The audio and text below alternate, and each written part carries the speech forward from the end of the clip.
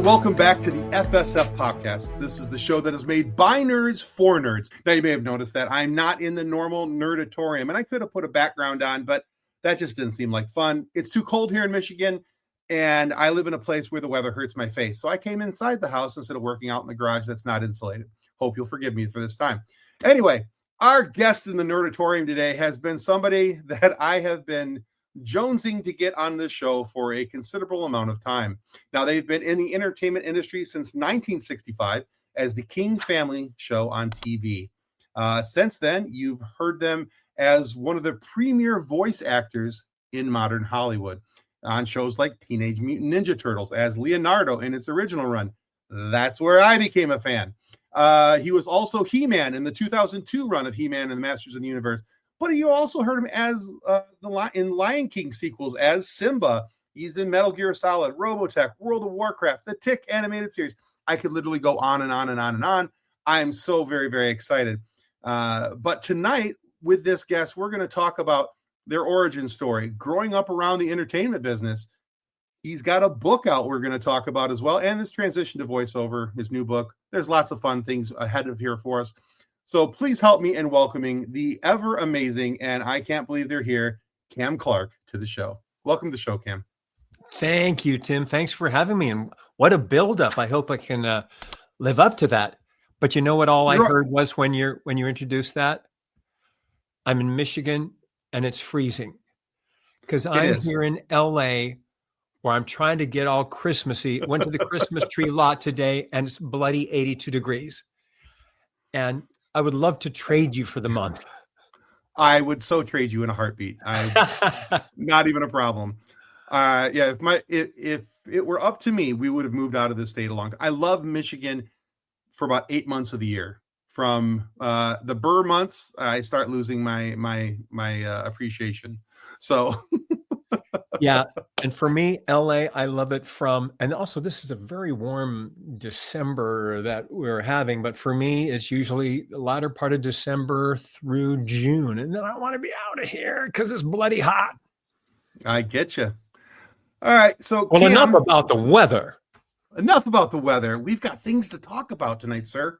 All right. So one of the things I always like to ask it's the very first question I ask in every single interview is I like to talk to people about their origin story, how they got started in the business, why they got started in the business, for two reasons. Number one, I love to know what makes people tick and why they do what they do, because that makes their work more personal to me.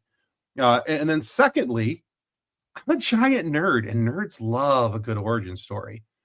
But I want to ask this question a little bit different tonight because with all the research I did, it's pretty clear where your origin into the entertainment business started with the King Family TV show. However, growing up around that can be kind of difficult for some people. So in your case, I'm curious, what kept you in the entertainment business? What made you say, yes, that's exactly what I want to do for a career? I mean, like as an adult when the family was no longer performing? Sure.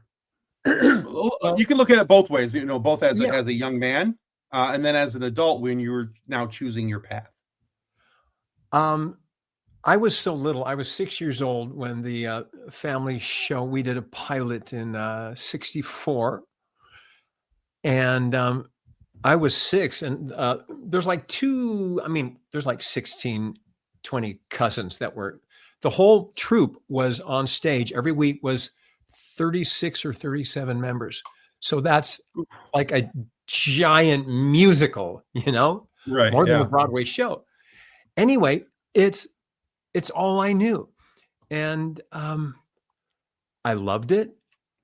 And whether that's nature or nurture, I loved it.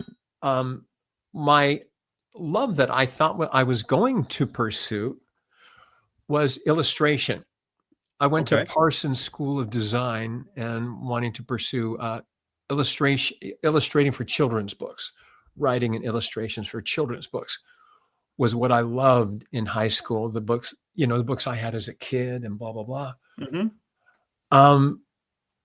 But my brother, Rick, he was, the family's done. It's over by, 80. 1980, 1880. Right? Feels like that sometimes. And he was an associate producer over at Warner Brothers. And he was working on this show, a spinoff of Dukes of Hazzard called Enos. No, Oh, yeah. Enos. And he asked me if I wanted to come in and do some background voices, because in television and film, there's a thing called looping. Yes. Which is, are you aware of yes. looping? Yeah. For your folks that may not know that, it's after a film is shot, just like that's when they do the scoring, the music, or the Foley, color correction, all that stuff. They hire a group of people to come in and do the fight grunts, to do the, 1 Adam 40, we have your suspect on Route 9, please respond. All those kind of things.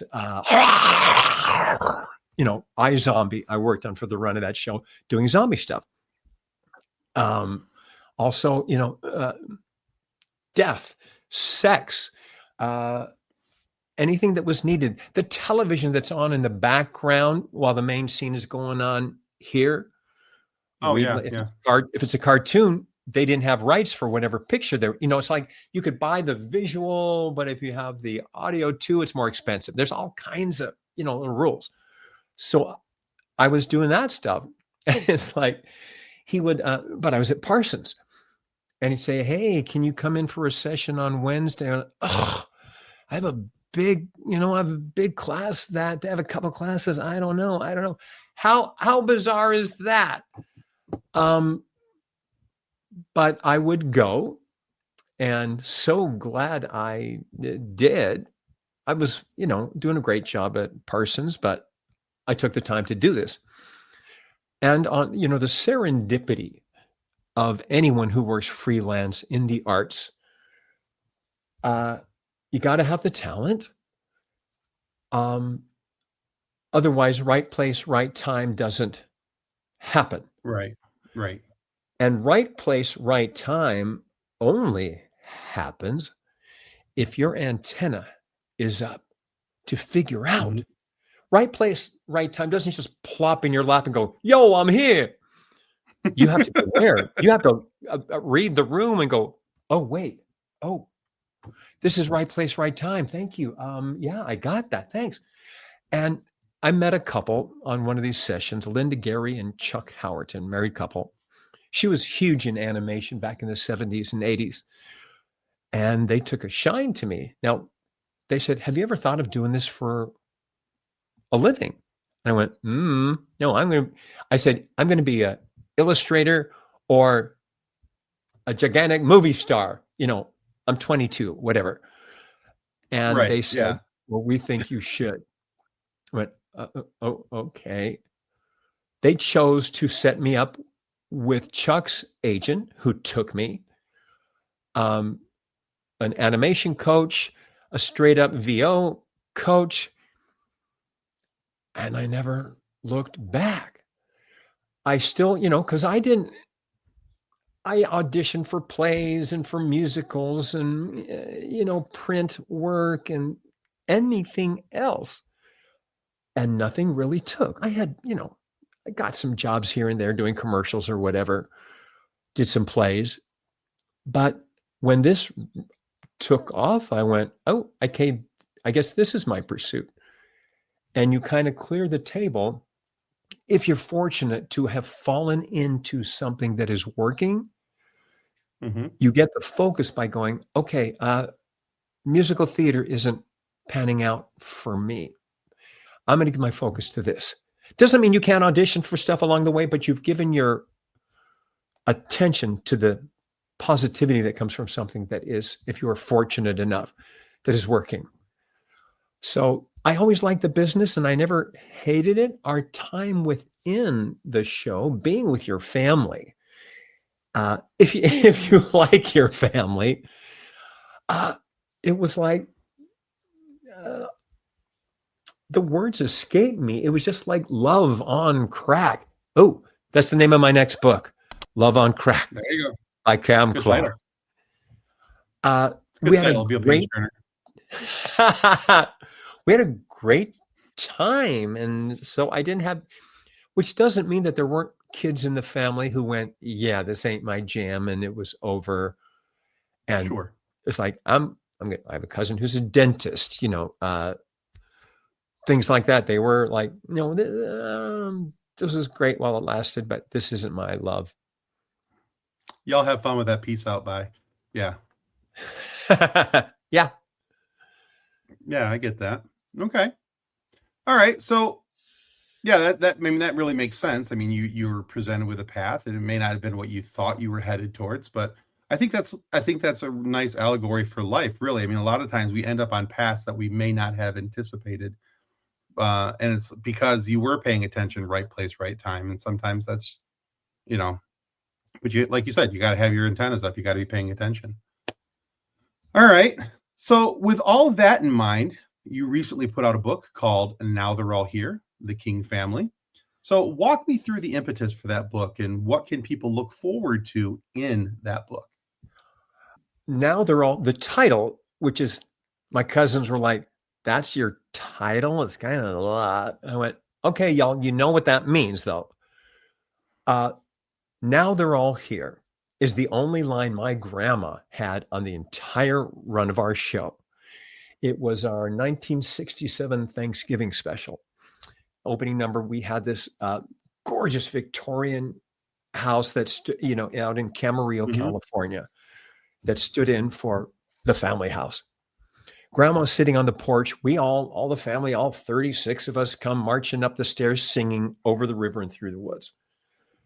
And one of the little kids is holding back. We all go in, then there's a beat. He comes running up the stairs, gives Grandma a peck on the cheek and runs in. And she goes, now they're all here.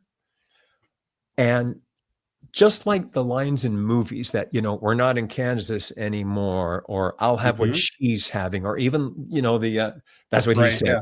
That stuff. There are lines that everybody uses from movies that are placed into their life, either as irony or dead on. And there are lines from our career. No one else uses them. But if there's a gathering of us, however many, whatever, whoever comes the last, someone will inevitably call out, hey, now they're all here. And it had that kind of a meaning, which is explained in the book. To say, what can you expect? You don't, for King family fans, I don't know how old most of your viewership is, but if you love old Hollywood, you don't even have to be literally a fan of the King family, because this covers 100 years of entertainment, 1925 to 2025. And if you're curious about that century, which includes part of this one, it covers vaudeville, radio, big band, jazz of the 20s, swing of the 40s, and bop of the 50s, sitcoms, monster movies, and ending up with me with animation and video games. So there's an arc of everything, and it's all I read a book by George Plimpton, wonderful author, on Truman Capote. Loved it. And in it, at the beginning, he goes, if you're looking for a straight up book on Capote, I recommend so-and-so and so-and-so. I'm like, really? And then he goes on to say, imagine yourself drifting you're in a cocktail party and you're eavesdropping, drifting from conversation to conversation. So there is no narrator in his book. And I went, I like that. So these 100 years, I took all the memoirs, all the interviews, all the things, and like a curator does, that's not news to anybody who's worked in, history or reports or whatever. I brought this all together, and it is all first person. I don't speak till the 1960s because I wanted the stories to be told by the person that it happened to. So I don't go, when my mom was a kid, she can tell you about that. I wasn't there. So it has a wonderful, visceral feel to you are spending a century where it is, the whole thing is constantly present today. I, me, we, never they, them. I like that. I spent some time on your website today, and I was watching, you have a couple YouTube clips on there about the book. I think one's about 4 or 5 minutes long. I think the other one was about 10. And I just thought they both gave a nice presentation of the book. And just like you said, I like the fact that it's not only about the King family and everything there, but like you said, it's a nice Hollywood history. And I'm a bit of a history buff. And so for me, that kind of piqued my interest because I was not really aware. You're not old enough, my friend. I am not. I'm 49, but I'm not old enough to have experienced the King family show firsthand. And I learned a lot about the King family and the King family show over the last couple of weeks doing research for this and looking at things. And so watching those videos really did pique my interest a little bit more about looking into this. And really, I think one of the things that stood out to me the most is I was reading, oh boy, where was it? I don't remember where. Okay, we'll just leave it at that. I don't remember where I read it, but I did read it today. I think it was today. Anyway, that one of the things that was most unique about your family was that whereas we see on most TV shows and things, if there's a family on like a reality TV show today, if you see them all lovey-dovey, everything, they call cut, everybody goes their own way, nobody likes each other, nobody talks to each other. And from everything I have read, that was the exact opposite with the King family. Yeah. We have had over the years people approach us about, man, this would make a great, mini series kind of thing. Now, if you want to cover a bunch of poor kids who end up being stars in Hollywood, the King sisters, rags to riches thing, that's it. Mm-hmm. But if you want to do it on the family, there's not enough drama. We'll go knock yourself out, write a treatment, see if it's dramatic enough for you. Because we're just kind of like, yeah, we kind of dig each other. Were there divorces? Yes. Were there fights, squabbles, or whatever? Yeah. But there's really your family. There's no Jim Morrison or Elvis, or there's not that kind of stuff that would make you get your popcorn and go, oh, that horrible person. Now I feel good about myself. Right. So from the 60s on, it would be pretty dull, boring as far as the drama goes. So yeah, we were like, in fact, there was a Hollywood magazine, one of the TV Mirror or something like that back in the 60s. We're on the cover, and the headline is "The King Family, a loving family with a secret that will shock you." Want to know what it was? You liked each other. Oh, you know that? Because that's truly the answer. Yeah, I saw that. Yeah, I saw that. Okay. So yeah, for those of you who didn't, how about that? Isn't that insane? So that amused me pretty deeply. I saw that and I was like, a secret that will shock you. I was like, ooh, there's some juice here. All right, cool. I got to look this up. I got to find out what this is about. Is it something? Because I don't do a whole lot of like what I consider like gotcha questions or questions that are going to make people feel uncomfortable. I want to have a good conversation. I want to have fun with my guests, right? And so I'm like, okay, is this something that I even want to dare bring up with Cam? Is this a problem? So I'm like looking, I'm like, oh, okay. So they liked each other. Cool. All right, we can talk about that. Yeah. And there are lots of stories of child actors who had a horrible time. Yeah. Maybe their parents used their money, or they were lonely. Say they were the only kid on the show. Brady Bunch, there's 6 of you kids in the studio school and blah, blah, blah. So there's others around.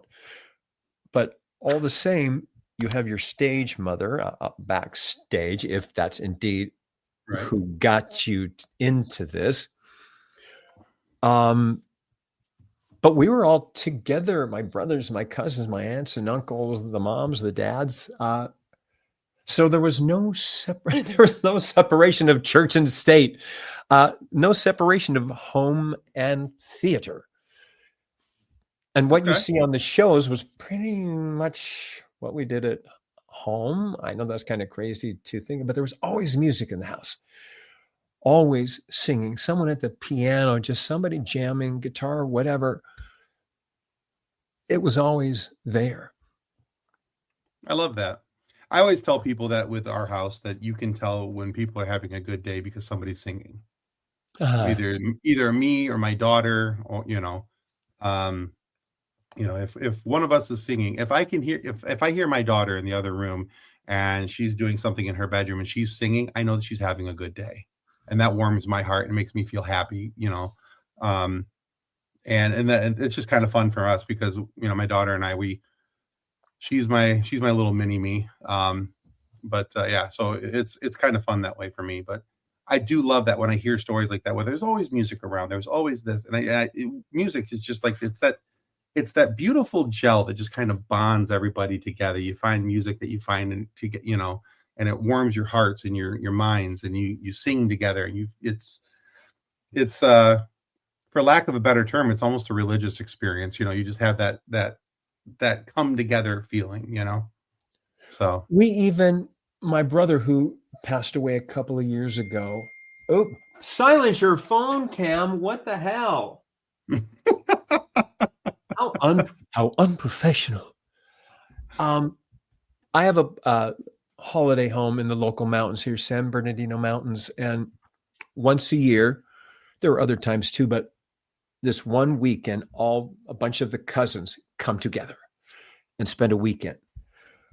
My brother, and I don't know if this will translate, but I'm going to share it anyway to prove that point. And I'm not saying, aren't we fabulous? Aren't we the best? It's just, it is so. And that's why I'm telling you this. Yeah. And we are aware how special it is. So I'm not being la-di-da at all. No, I think that's the better part if you're aware of it. People are arriving, and my cousin Susanna and I are arriving. We got our bag, and there's stairs going, the big stone stairs going down to this big cabin. We're heading down the stairs with our bags.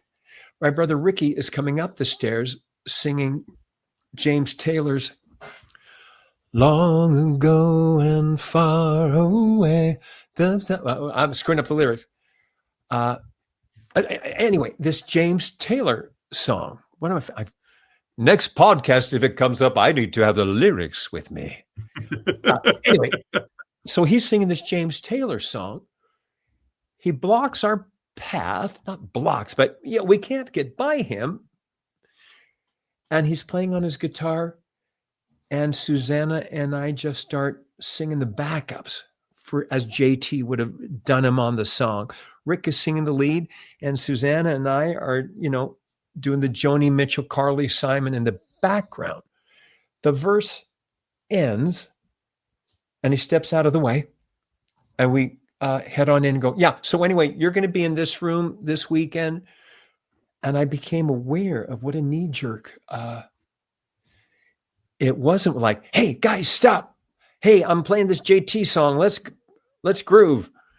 It was just, he had his guitar and he was singing. So it's just like having a conversation. Instead of going, hey, guys, you made it safely. Great. Yeah, I've been here a couple hours. It's just like, far away. And I'm going to screw up the lyrics again. But it's a great JT song. But I love it. That's awesome. It was just so. So yeah, it wasn't forced. It just happened. It's just part of who you are. I think that's beautiful. You really do. All right. So one of the things I discovered about you, Cam, over the last little bit is while doing some research, things I had not learned beforehand. It was just that about your musical talent, your ability, your musical background. I had no idea before doing research for this interview that you could sing. And you, by the way, have a lovely voice. So, and I mean that wholeheartedly.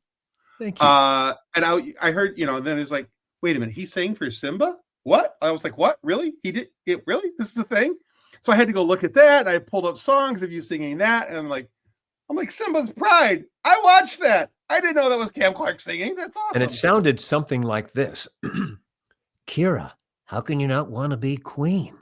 Well, that's like saying you don't want to be a lion. We are all part of the circle of life. This is one of my sad stories. Matthew Broderick, who originated the role, decided he didn't want to come back for the sequel, whatever. There is a department at Disney that is solely about keeping their iconic characters sounding exactly the same. Sure. How old is Minnie Mouse? Whatever, the 20 something. Many women have played that, but she has not strayed from the sound. They've not made her hip, updated her, whatever. Bugs always sounds like Bugs. Right. So he's talking to one of my buddies, Jim Cummings, who is Tigger and Pooh and all kinds of amazing characters. And he said, Broderick doesn't want to come back. And we're starting to film this and da. And he just kind of nonchalantly goes, yeah, Cam Clarke does a great Matthew Broderick. And he goes, oh, okay. So he called me in, and I think it was just formal. I think he took Jim's word for it, but of course I auditioned. But sure. So I recorded about 4/5 of the entire script. And in animation, as you kids may know, it takes a long time. And I was probably involved in the project about a year because scenes would be done, redone, and all the stuff. It's long. And I'm heading towards the barn at a session. We're getting to see the light at the end of the tunnel. And one of the suits comes into the studio, the big recording room over at Disney. And he says, yeah, guys, hang on a second. Cam, can I talk to you? I went, yeah. Broderick had decided he changed his mind. He wanted to come back. Aha. And I was so crestfallen, but they said, we love your singing voice, so we're going to keep you on the theme song. And, Hollywood is as Hollywood does, but I was thrilled that I still got to be a part of the franchise. And then he did decide I'm done. And I've taken over the role since the second movie there. Nice. Okay. Yeah, that was kind of a big surprise for me today. I was like, oh, no kidding. I'll be dipped. I'm full of surprises. Yes, you are, sir. Yes, you are. All right. So, Cam, the white elephant in the room question here. And I can't go a whole conversation without talking to you in at least some form or fashion about your time as Leonardo for TMNT.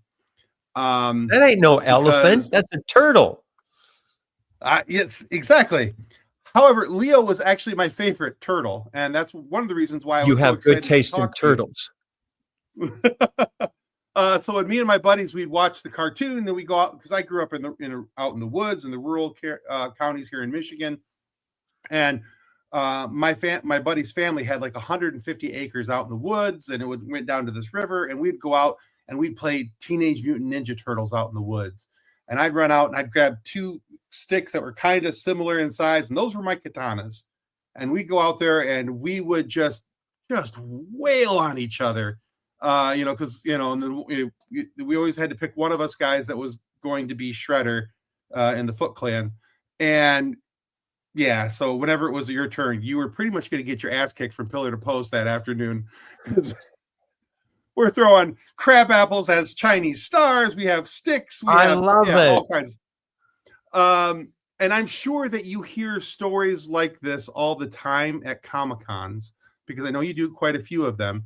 Yeah. But do you ever tire of people coming up to you and saying, this is how I grew up with Teenage Mutant Ninja Turtles, and this is what I did because of watching your show?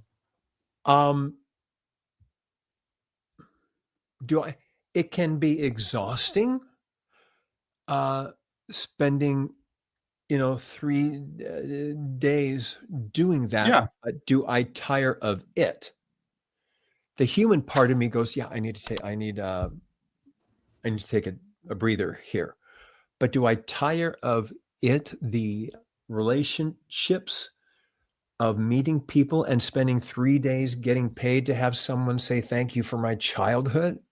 No, never tire of that. And not from the POV of it's strokes, it's aren't I all that? It's a deeper thing of, wow, I guess there was an impact. And these stories are just, some of them are not just me in my pajamas with cereal in front of the TV. Some of them are darker. Some of them are deeper. Yeah. I was an only child, or I was in a broken home, or foster care, and the turtles were my escapism. Entertainment, after all, is escapism. Escapism.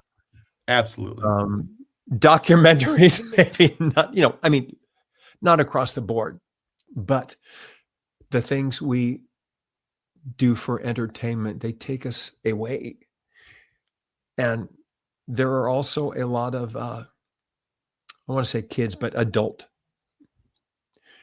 in their 20s, 30s, who are heavily on the spectrum. And I did not get the handbook for that when I started.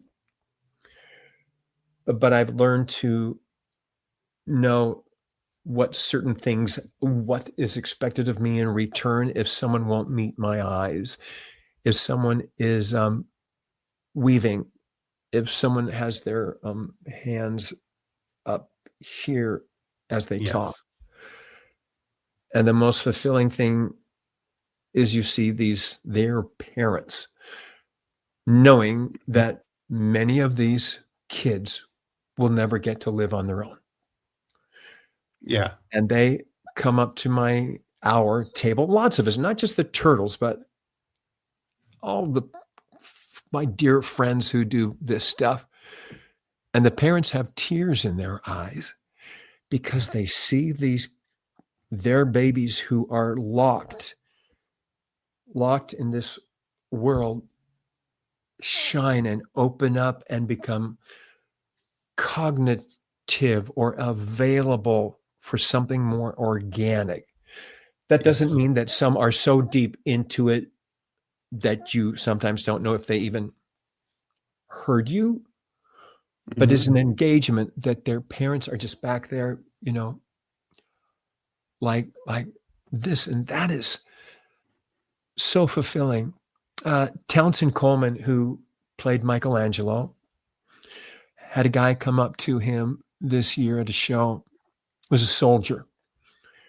Okay. And he'd done a tour in Afghanistan, in a couple of tours, different wars. And he showed Townie this raggedy patch of Mikey. And it did kind of look like the Velveteen Rabbit, it had been loved. Yes. And, oh, that's so beautiful. And Townsend hands it back to him. No, I need you to have it. And she's like, but he goes, I wore this on my fatigues. It was sewn on my jacket. And each morning when I would get dressed to go out into the fray, into the line, I would touch the patch and I'd say, Mikey is with me and he'll help me know what to do. Oh, wow. And he wanted Townie to have it. Well, there was not a dry eye on our team. I see it gets you too. Well, it's just, there isn't a word. Rob Paulson is the one who is ubiquitous, Pinky and the Brain, Animaniacs, etc. He calls me up and goes, Cam, you got to do this. You okay, buddy? I'm good. Okay. I'm a big softie, so yeah. Yeah, me too. And he goes, I've been doing these Comic-Cons. I went, dude, no way. That's too people-y. And who's going to want our autograph? Now, I know my name was going to be in the book of animation performers. You know, I mean, Right. I'm Yeah. not going to play humble pie. I knew I'd had a terrific, fortunate career. And he says, will you just come to one? And so the four of us got to dinner, went out to dinner like a bunch of old Shriners. And he said, all right, we're in. And I didn't know that the cons were about nostalgia. Oh, yeah. So when I get there and I realize I am not just an asterisk or on page 42 for the 1980s, I went, oh, that's what this is. This is, I mean, they're all ages, but your main thread, how old are you? I'm 49. Okay, then you know, and I think most of us, as life goes on, when you hit about 40, midlife, and you realize, wow, there's a lot of time behind me that is indeed behind me. Right. And I know it happened to me. You start reaching for what you recall, whether it's true or not, what was safe, what was simple, what was clean and clear. And you long for whether you were born in 1820 or 1932, I think humans have this innate thing where they hearken back to what has the memories, the faded photographs have created a simplicity. Even if you had a horrible childhood, there is something that the turtles or bugs or whoever. Yeah, whatever that silver lining was at that time of your life. Kukla, Fran, and Ollie, Betty Boop, all those things, kids, not that Betty Boop was for kids, scratch her on that list. But at that age, you start looking back. Agreed. And I know my midlife crisis, I bought my childhood back. I bought back all the toys I either had or wanted as a kid. And where my room that has my piano, one wall, a lot of you guys, I've seen your collections and it, wall-to-wall turtles or whatever your gig is, Star Wars or whatever. And I have this beautiful display of the thing, and it goes from probably like 1960 through like 72. And in a former life, not former life, but had I been born 50 years earlier, I would have loved to have been a window dresser on like Madison, or not Madison, but yeah, I get what you mean. In New York, and do all those wonderful windows. So just like, and playing with your toys is often like being a window dresser. You're setting them up, and the position is important. So I had such fun when I'd over 20 years gathered all this stuff back, and this guy is going to be, I'm going to make his arm be here on this guy in the lunch boxes. This one needs to be next to that one. And all the toys, and I have gathered them back. But I promised myself they would stay in the toy room. You know how it's like heroin, some of these toy collections where the entire house, you can't even sit down or you'll sit on part of your collection. It may be overflowing here. And my wife and I have had to talk about that. So, oh boy. Well, hey, Cam, we're at a point in this show, and as much as I would love to sit here and talk with you for hours, I know you've got some things to do. But we're at a point in this interview where I would love to ask you a silly question. Go for it. I'm ready. Okay, it's not actually all that silly. It comes from one of our the show partners here, the show members rather. Her name is Kathleen, and Kathleen has a little girl who's about 6 years old now. And Honor, if you're watching this, Uncle Tim does remember how old you are, just not in the moment. Anyway, she's about 6 years old, 6.5 maybe right now. And Anna and her mom were out walking around, and somebody asked her this question, but not Kathleen. The child? Which The Kathleen? child or the mom? Yeah, they asked the child the question, but not the mom. And the mom was like, well, that's rude. You should never age out of that question. And that question is, Cam Clarke, what's your favorite dinosaur? I love that question. But Papa loves all his dinosaurs the same. In the old 50s sci-fi movies with where it was claymation kind of thing, and they do that, I think I loved the Brontosaurus because he was a plant eater, because we all were raised to hate T-Rex. And of course, pterodactyl. Nice. I'd say those, because I, like in Fred Flintstone, I wanted to. Geez, so sorry in that sweet moment.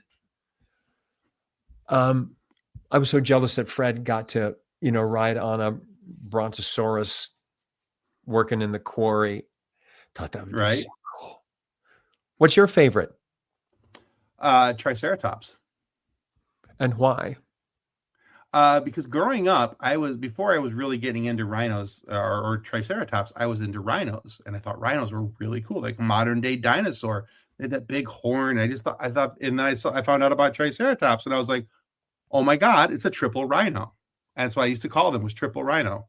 And so, yeah, I've always just thought that was really, really cool. And yeah, I just always.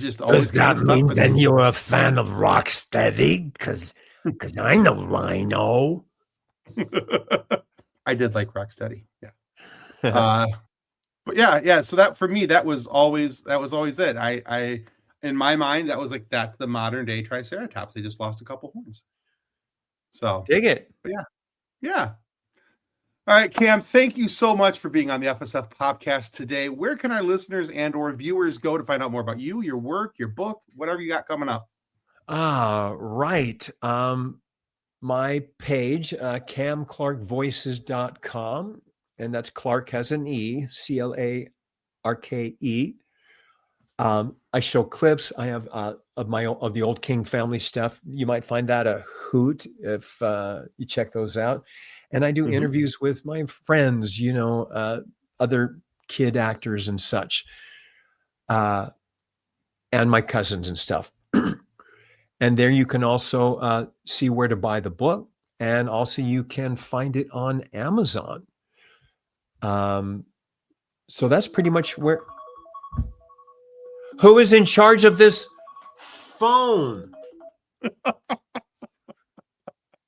It's on silent, but I'm this old dude who sets alarms for every 5 minutes, and it goes off, and I go, I have no idea what that's for until I look.